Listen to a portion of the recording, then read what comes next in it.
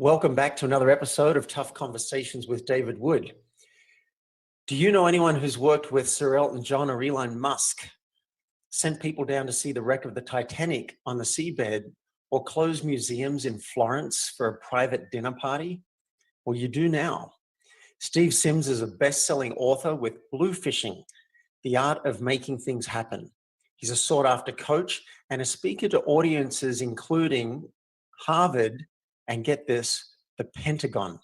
I am so jealous. Welcome, Steve Sims. It's a pleasure to be here. Thanks for having me. Yeah, I'm excited. You were referred to me, and I'm a bit picky about who I have on the show, I like to think. And I'm like, who is this guy? And I went and checked you out. I'm like, wow. So we're going to cover imperfections and the concept of perhaps your imperfections are imperfections. We're going to talk about asking for 100% of what you want and how do we get past that fear of no. But firstly, I want to know, can you give us a minute or two of the life that created Steve Sims? Like, what's your background and how did you get to be who you are now? Well, we're going to talk about, based on my accent, we're obviously going to be talking about different countries and we're going to be name dropping, but the story's the same. The DNA of an entrepreneur is pretty much the same. We are misfits that we don't know where we fit until we fit. And I was the typical of that. I was an East London bricklayer. I left school at 15. My dad was a bricklayer. So at the age that I left school, bang, straight on the building site. And I was on the building site with my granddad, my uncles, and my cousins, and my dad. And I was thinking, is this it? You know, I can see my granddad in his 80s. I can see my cousins in their 20s. I can see my dad in his 40s. This is it. This is my timeline. And it was aggravation. I didn't know where I would fit. So I quit that job, much to the annoyance of my mum, who thought I was turning my back on the family. In fact, I remember my mum, and it was still horrible because we've never really had a good relationship since then. You never piss off an Irish mum. You know, they will hate you forever for it. But I remember her saying to me when I quit the business, she said, "Oh, you think you're better than us?" And I remember at the time saying, "No, I think I'm better than this. I don't think I'm better than you. I just think there's something better for me." But she never did accept it. And we never had a good relationship since that day, which was sad. But my dad was they were upset that you left bricklaying to go and work with people like Sir Elton John. Yes, and I'll give you the pinnacle day, the actual 100%, and I can even give you the time, 10:30 a.m. It was that pivotal a moment of mine. I had gone up the ladder, and I had a bunch of bricks on my shoulder in what they call a hod. It's like this weird kind of bucket that carries bricks and breaks your back. And I climbed up this ladder. And as I climbed up to the ladder, I got on the scaffolding. The person next to me was my dad. Then it was his brother, then my cousins, and then my granddad. And so it was my entire family tree, minus my mum, was on this scaffolding. And it hit me that I saw my future all the way down to the end being my granddad. And I went down, and at 10 o'clock, we have a tea break. And you go into this old caravan to warm up because it's always raining in England. And I remember as a young kid going up to my granddad and asking him the kind of question that should have got me a punch in the mouth. But I walked up to my granddad and I said, "Hey, granddad, did you ever think you'll be doing this at your age?" It was quite a rude question, really. And granddad didn't even look at me. He just stopped drinking his tea, trying to warm up. And he said to me, "Son, and I remember this is 100% accurate. Son, if you don't quit today, you'll be me tomorrow." And then he went back drinking his tea. Never made eye contact with me. And I was like, shit. And then as the bell went off and everyone got out of the caravan to go back onto the site, I was like, Dad. And he's like, "What?" I went, "I just spoke to Granddad and I said to him, do you ever think you're going to, if you don't quit today, you're going to be me tomorrow?" And my dad looked over my shoulder and looked at Granddad. Granddad looked back at him. My dad just looked at me and he went, "We're light-handed, finish up on Friday and then you're off." I was like, all right, okay. And that was it. And so my dad kind of, you could feel as though he knew and wanted me to try something else. And he looked at Granddad. I don't know if he had the same conversation with granddad when he was a kid. Who knows? But I kind of got the idea that he was okay with it. But boy, when we got home and he told mum that, oh yeah, Steve's off on Friday, she's like, what do you mean? This is how we've been in the building industry for 4 million years. How dare he think that? And Wow. she just kicked off. And ever since then, and I ended up working for Ferrari. Just to quickly name drop Ferrari, loads of other big events. And I was living in Hong Kong and Switzerland. And when I went back to England, Ferrari lent me a car. Part of the deal was I got to drive a Ferrari in any country I was in. And I took it back to my dad. So I was like, look, Dad, you always want it. He was like, oh, yeah. Mum, she made a point of not being impressed with anything. My Wow. dad was like, oh, can I have a go? And I'm like, you get in there, Dad. You go for a drive. My mum was Well, like, what a no. powerful story. I got goosebumps all over my body when you talked about your granddad saying, if you Yeah. don't quit today, you'll be me tomorrow. In fact, that sounds like a hell of a title for another book if you decide to write that one. It really does. It really does. And it's as I say, it was 10:30 in the morning. It was such a pivotal and I've often gone back in my head and I thought to myself, I wondered if I hadn't have gone to work that day, or I wondered if I hadn't have walked up that ladder and seen my granddad. Because we usually were on different areas of the building site. But on this one day, we just happened to be on the same scaffolding line. And, again, something could have happened that meant that moment didn't happen to me, and therefore I didn't happen. Yeah. So how did you go from bricklaying to creating events with Sir Elton John and speaking at the Pentagon and making experiences that some people don't even dream of? How did that happen? So once I finished that once I finished the building site, I tried everything. I tried door-to-door sales. I tried insurance. I tried phone booms. I tried delivering cakes. I was a truck driver. I tried so many different things. And I would go to work for a new job at 9 o'clock in the morning. Then I'd come home at 1 and would be like, no, that's not for me. And my mum was like, you've got no staying power. You've got no loyalty. You're going to go to prison. But I just had to find something to work. And the funny place, life's weird. I found the answer to everything working as a doorman of a nightclub.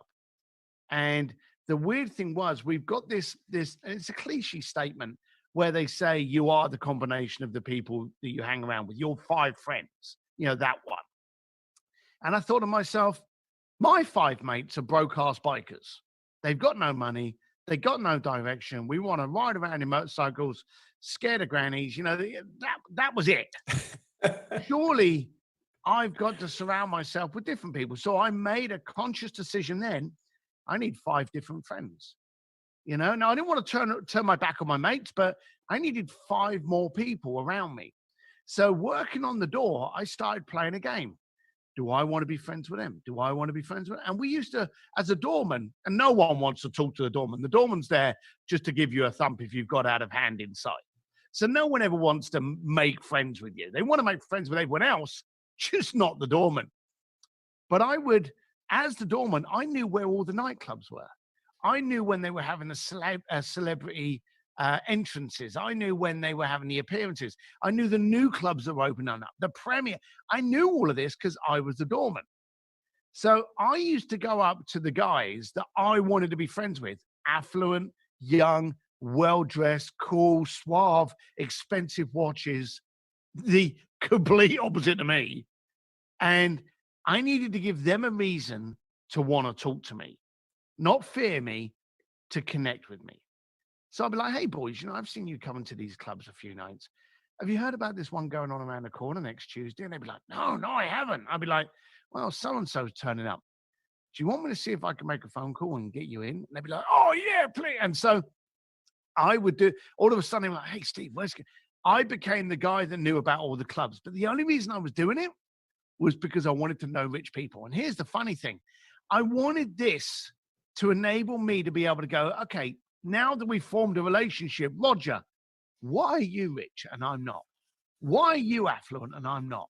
Why can you afford anything and I can't? Because I would literally play the grocery lotto game. I would ride around the grocery store with me basket literally in my head, counting up the cents of everything going in my basket because I knew how much was on my debit card and I didn't want it to go again. So I would see these guys go into bars and just throw down credit cards and not even check the bar tab. You know, I wanted to be so rich that I never had to check the bar tab. So I needed to find people, and that's how it started. I started off by introducing affluent people because, again, this is rude, but why circle yourself around with poor people when they can't afford anything? If you circle yourself around affluent people, then you get introduced to a new way of life. So I knew straight away, I'm not going to market myself to poor people, which is the first mistake a lot of people do. I'm going to market myself to the really, really, really, really rich. Yeah, I get that it might seem rude, but also it seems very practical. Like if you've only got room for so many people in your life and you get some choice about it, why not choose people who are happy? Why not choose people who are wealthy? Why not choose people who are attractive if you're going to skew your life that way anyway? And I figure, why not? So you sound like a practical man. I think I definitely am. I'm definitely simple, and I don't take that as any offense, but I am incredibly simple. I wear black t-shirts all the time because I don't have to think. I just grab a t-shirt, there you go, it's done. I haven't got any other colored t-shirts. So I'm a very simple thinking person. I also don't plan very far ahead. I plan for the moment. So my idea was to get these people. It went from introducing them to clubs to doing my own parties. And then I was, well, how can I make this bigger? I always had the McDonald's can you add fries mentality to it. How can I make this bigger? How can I make this better? So I went from clubs to yachts to penthouses to celebrities. And then as I was creating events, I had people coming to me going, hey, we're Cartier. We want to throw an event for a new collection. Can you help us? So I ended up with working with some of the biggest events in the world, Sir Elton John's Oscar party, the New York Fashion Week, the Kentucky Derby, Formula One Monaco with Ferrari, Cartier Stade. I started working with some of the biggest, and of course, Wow. who did they have in their network? Rich people. So it was a constant side. And then they would Right. say to me, oh, I want to play drums with Guns N' Roses. And I'd be like, let me make it happen. And I would go out and see what do I need to do to connect with Guns N' Roses to make this happen. And I became, the funny thing is, Forbes did an article on me and called me the real life Wizard of Oz, which just perpetuated this thing. So, but it all Right. started from trying to get a network of affluent people that I could ask, how are you affluent? And I'm not. And without realizing it, I built up a whole marketing, branding, the man that can kind of thing. Right. So I want to break that down for myself and our listeners. It sounded like you began by doing favors for people. You were giving. No. Let me stop you there straight off the bat. Okay. Favors carry an interest rate bigger than any mafia loan shark. Okay. I sold whatever you needed. So I would have people come to me and I would say to them, hey, I can get you in next week. Do you want me to do it? And they'd be like, yes. And then I would come back to them 20 minutes later because I already knew I could get them in. Be like, all right, I made a phone call. I pulled a favor, $200 each. I made sure right from the word go that you paid for absolutely everything. I have a thing on my website where if you want to talk to me, it's half hour for $750. The thing is, if people don't pay, they don't pay attention. And so even if it was $10, I would make people pay. If I'm doing a charity event or if I'm doing a free event, I'll say, hey, you can come along to my free event, but you got to donate $10 to that charity over there. You know, so I charge for absolutely everything. And I'm surprised how many people don't actually ask for money. Wow. All right. So that's 4 points I want to bring out here. One is that you would help people. You'd be like, I'm going to hook you up and I'm going to make an introduction. I'm going to get you in here. The second thing I wrote down is that you started questioning the wealthy people. Yes. How do you have this and I don't? What can I learn from you? The third thing I got is you're building relationships. Every time you're helping someone else and doing something, you're getting to know more people and then you become the hub. So it's like it's a self-fulfilling prophecy. And then the fourth thing is that you're charging for it. You're not just, I'll scratch your back and maybe later you'll scratch mine. You're like, yes, I can help you. This is what it will cost you. So I love that. I'm so curious about, you seem to have a mindset about making things happen. Now, yes, you have your network. Maybe that's the only answer, but I want to know if there are more answers because how can our listeners make things happen for themselves? And I want to maybe put you on the spot a little bit. I'm curious, there's something I want. I was thinking as I prepped for this interview, what's a great experience I want to create? And I wonder if Steve can help me make it happen. So my question for you is, if I want to get Alan Alda to appear on my show or be on his show, I don't really care. I'm just a massive fan of the guy. How would you go about it, or recommend that anybody go about making something extraordinary like that happen? Or do we give up because we don't have your network? I have an incredible network now, but I didn't then. Right. And it didn't stop me. Okay. So it's easier for me now. I can make one text now, but also when I was doing this was the 90s. So I didn't have things like Instagram, Twitter, any kind of social feed. You can literally go out today, now, on Twitter or on any other social feed and reach out to Mark Cuban, Elon Musk, Richard Branson. And if your statement is interesting enough, maybe even get a response. Okay, so I never had that. I had to find out an angle. So I discovered very early on the most powerful, aggressive, offensive, confrontational word that I would use to death. And I still use it now. And the question is, why? Now, if someone says to you, and people will text me and they go, oh, Steve, I want to take you out for a beer tomorrow night. And I'll just respond back with why. Now, some people go, well, that's rude, No, I want to know why. Why is it important for you to want to invite me out for a beer? Why are you offering me this beer? Are you going to pitch me a proposal for a business? Are you going to just talk to me? Are we going to share inappropriate jokes? Is your wife out and we're just going to hang out for the night? I just want to know why. Now, it's a rude word, but let's focus on you with your goal. Let's take your goal, your experience, all right? First off, as I've already said, why? Now, before we get twisted on it, understand that you've got an ask. You want to be on Alan's show, or you want Alan to be on your show. You've got an ask. So the why isn't, what do you want? We already know clearly what you want. You want to be connected with Alan, okay? But what's the why for him? Right.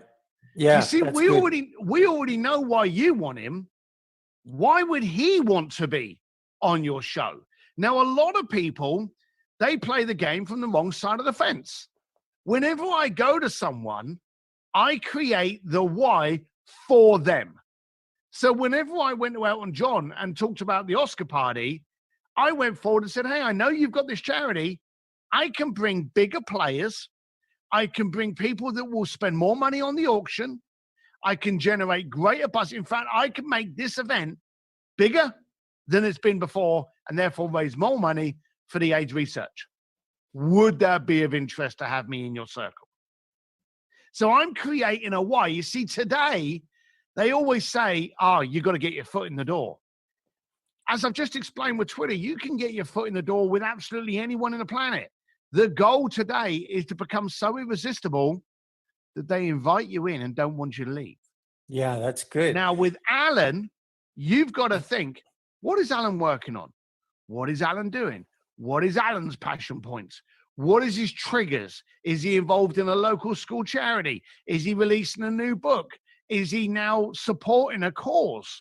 He's really big on the education of science and on authentic communication and relating, which is actually one of my biggest fields.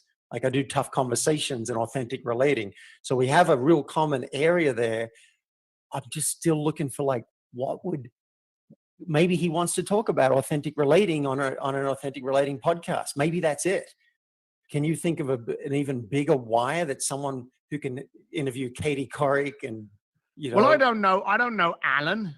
Before we scattergun this, and you're doing what a lot of people do. They scattergun. For a start, anytime you do any relationship I have ever gone after, I've gone after with pinpoint accuracy. So if you want Alan Alda, then don't start thinking about Katie Couric. Katie Couric is a different passion play. Okay. So think about what are the 5 things that would make Alan get out of bed? You know, what are the 5 things that would excite him? And which one of those could I enhance? Which one of those could I add value to? Like you've said about the power of communication. Okay. Does he go on podcasts and talk about the power of communication? If not, you're now providing him with a platform. Alan, I believe and have been listening to you talking about the power of authentic communication. And I'm a great fan. I'm also talented in this region. And I'd like to offer you a platform to discuss this in greater length to a wider community. Would that be of interest? The bottom line of it is, whenever you go to your friend's parents' house at the weekend, you bring something to the party, don't you? Whenever you go to your mate's dinner party, you bring a pudding, you bring a dessert, you bring a starter. What can I bring? I can bring a bottle of wine. Whenever you go to the party, you bring something. For some reason, people think in conversations, they don't need to bring anything to the party. Every single one of my conversations has had one simple goal: to turn that conversation into a relationship. And to turn it into a relationship, I've got to bring something to the party. I love that. I love it. So it's really like, what's in it for them? That's the real question. That's the only thing. I closed down a museum in Florence, the Accademia Museum, and I organized a dinner party for 6 people at the feet of Michelangelo's David, and I had Andrea Bocelli come in and serenade them while they were eating the pasta. And the way that this kicked off was I found out that the Accademia Museum was having a gala in 9 months' time to raise money for the roof because it needed roof repair. And so when I contacted them, I said, hey, my name's Steve Sims. You've never heard of me before, probably. I realize you've got a gala coming up in 9 months because you've got to repair the roof. Yes, that's correct. I have an ask, but with this ask, I could actually get 1/3 of your raise actually covered before you even start the paperwork for the gala. Nice. Would that be of interest? And they were like, yeah, who's going to say no? I found out why. Now, they were already invested in me. I told them I had an ask, but I didn't tell them what it was. Before I even got to that, oh, by the way, could you close down at 3 o'clock in the afternoon and give me your entire museum until midnight? Before I even got into that, they were already looking at getting 1/3 of that budget covered before they'd printed the flyers. Yeah. So what I'm getting from this is put some attention on the person, do a little bit of research, find out what they want so that you can help them. And it's so common for humans to be self-centered. You know, I'd be like, oh, I want Alan, you know, whatever, but put some time and attention. I could listen to, I've barely listened to some of his episodes. I could go and listen to a bunch. I could research. I've just subscribed to his newsletter, find out what the guy wants, and then reach out and say, hey, I'd like to offer to help you do this. And maybe I can share my why as well. You know, he's one of the top 3 people in the world that I've admired since I was 10. So I could share that. But I love it, Steve. That's very powerful. But the thing is, he already knows your why. You see, here's the weird thing. And I know this sounds funny, but imagine this. At 7 o'clock tonight, you get a phone call. Before you've picked that phone up, you are guaranteed that the person on the other end of the phone wants something. Why? Because they phoned you. It could be your mum for a natter. It could be your local Chinese restaurant saying that, you know, you left your credit card there. It could be a best mate to tell you that he's just got married. Whatever it is, they contacted you, so you know full well they've got something. Right. Because they initiated it. So when you contact Alan, before saying anything, and we're going to go back and you can rewind this, before saying anything, they already know you want something of them. They already know it. They don't know what it is. That's why, and if you rewind this, you'll hear me. I say, hey, my name's Steve Sims, and you've probably never heard of me before, and I have an ask. I've got the elephant out of the room already, okay? Because you already know I have an ask, but now I've declared it. I've got an ask, but I want to focus on this element. And then I've gotten passionate. People are suspicious. People in Wow. a profile are suspicious. I've been stood next to, and I won't name names, a very, very, very famous American actor, okay? And I was at an Oscar party, and we're talking about motorbikes, and we're shooting the shit, and we are just two bike guys just chilling out. Just happens to be he's a billionaire and I'm not. And he's a world face and can't walk down the road without getting mobbed. And as we're talking, out of the corner of his eye, and it catches me and I notice, someone starts walking directly for him. Now, he knows that person's going to ask him something because he's made laser contact and he's coming in. My friend, all of a sudden, his body posture changes. Why? Because he's now guarded. Is this person looking for a selfie? Is this person going to try and get on a movie with me? Is this person a film producer that wants me in that film? What's going on? It's not necessarily bad, but you imagine anyone as an influencer or anyone in the public eye, you now know that this person wants something, and in your head you're going, why is it's like coronavirus? We're not too much worried about the coronavirus. We're more worried about the unknown element of it. What's the world going to be like afterwards? How long is it going to last? What's the impact? It's all these unknowns. As human beings, we don't like the unknown. So my celebrity friend starts clamping up. He's now a different person, both in the way he presents, the way he speaks, the way he stands, because he's guarded. If you can get that guard down quick by going, hey, I don't want to disturb your name. My name's Steve Sims. You probably never even heard of me. That's an obvious thing.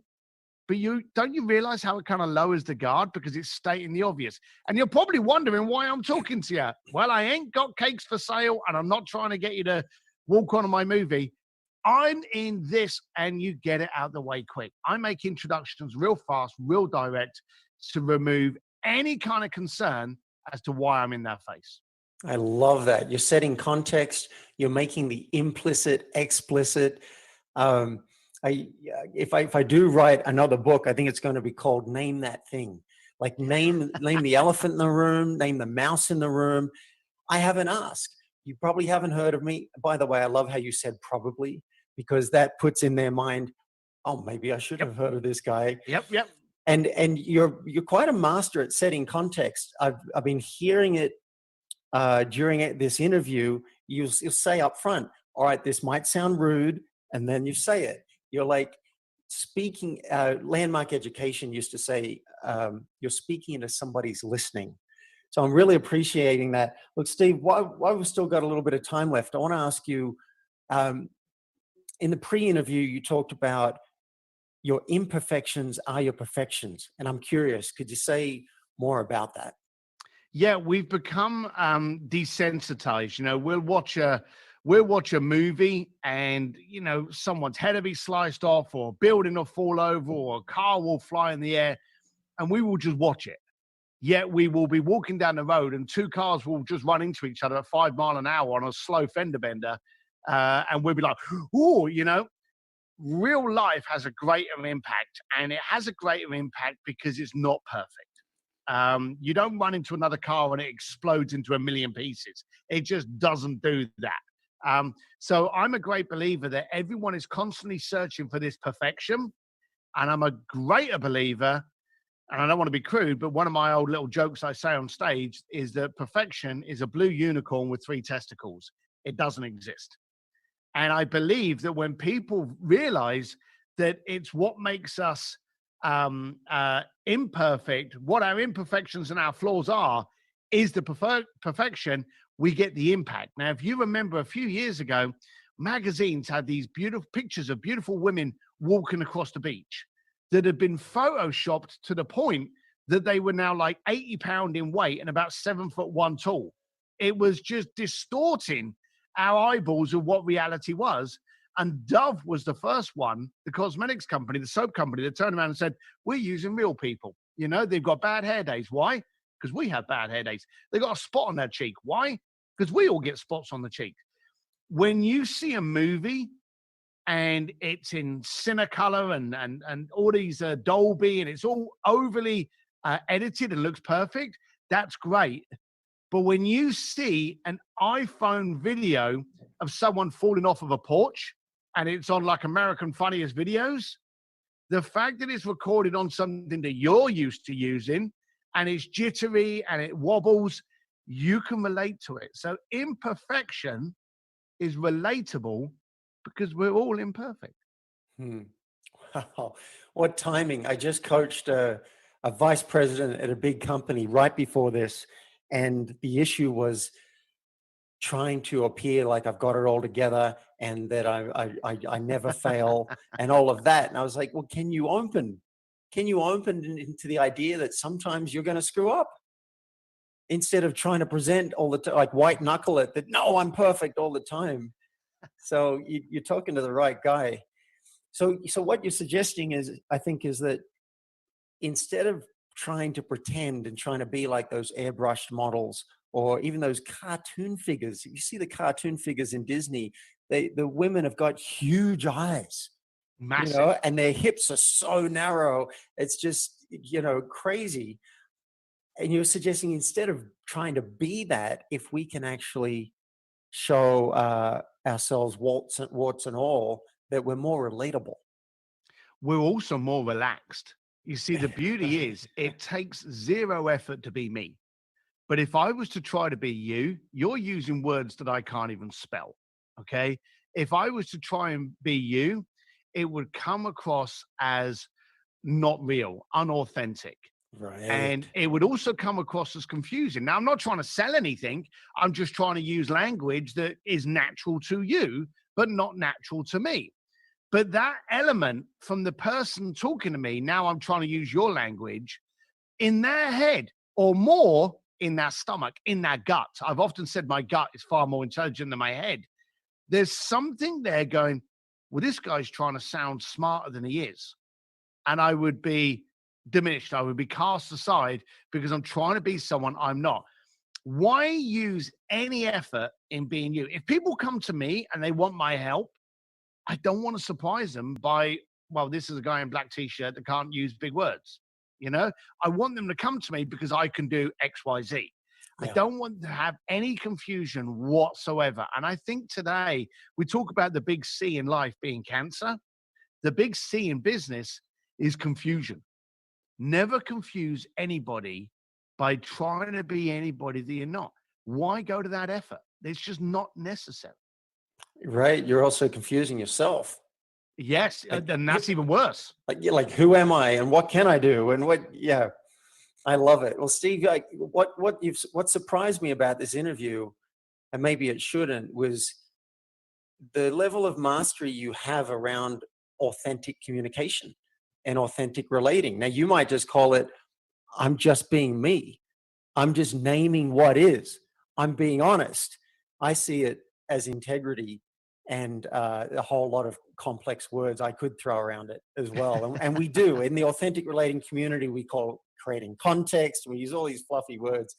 But basically, there's congruence. When you are you, I can feel it. And it's like, oh, right, this guy, this is who he is. And you tell the bricklayer narrative is awesome because I'm trying to fit you in to the world you're in. And I'm like, wait a minute, you look like you could have stepped out of prison, to be honest. You look like a Hell's Angels biker. And by the way, I used to have a Honda Shadow, and I miss it so much. But I look at you and I was like, whoa, this guy's got a piercing, and I can't relate it to the Elton John thing. And then as soon as you say, I was a bricklayer, I've done truck driving, I was a bouncer, I did all that stuff. And then here's the narrative. There's no fakery. It's just, this is who I am. So I'm really enjoying that about you. Thank you. Thank you. But the one thing that I would only change slightly is I don't think I'm really good at communicating. I just think the world's got really bad at it. Well, in the land of the blind, the one-eyed man is king. Perfect. Exactly. I told you, you can say things prettier than me. So you're looking pretty good to me. I'll tell you that. Steve, where can we could keep talking. I'm really enjoying this, but I know we've both got things to do, other things to do. Um, where can people find out more about you? Yeah, I'm pretty easy to find. SteveDSims.com, D for dog, and there's only one M in Sims. But you can find me on Facebook, Instagram, on Entrepreneur's Advantage with Steve Sims. So I'm pretty easy to find. So if you just Google up or just go on any of the Facebook, LinkedIn's using Steve Sims, you'll find me. I'm the handsome dude with the piercing. That's you. Well, Steve, I hope we get to have a beer or a chai tea or whatever you're into sometime. Thanks for Cool. being on the show. It's been a pleasure. Thanks for your time. All right.